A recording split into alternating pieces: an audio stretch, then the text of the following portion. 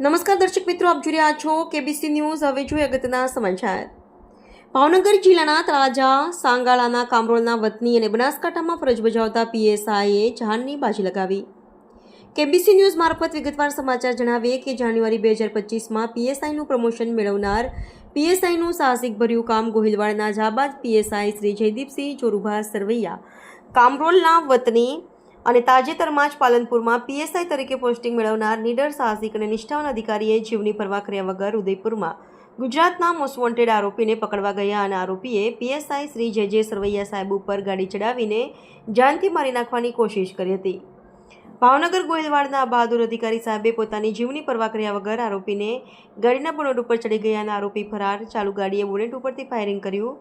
પોતાના જીવના જોખમે આરોપી સાથે બાદ પીડી જીવ સટોસટની બાજી ખેલી મોસ્ટ વોન્ટેડ આરોપી ભાગી જવામાં સફળ રહ્યા હતા। પોતાના જીવના જોખમે બાદ પીડનાર બહાદુર અને નિષ્ઠાવાન પીએસઆઈને સામાન્ય ઈજાઓ થઈ છે।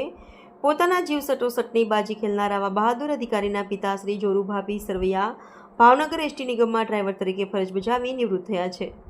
તેઓનું મૂળ વતન તળાજા પાસે આવેલ સાંગાળા કામરોલ છે। રિપોર્ટર મુસ્તકભાઈ મેઘાણી, કેબીસી ન્યૂઝ, ભાવનગર। દર્શક મિત્રો, કેબીસી ન્યૂઝને લાઇક, શેર, સબસ્ક્રાઇબ કરો, બેલ આઇકન પ્રેસ કરો જેથી આપને નોટિફિકેશન્સ મળતી રહે।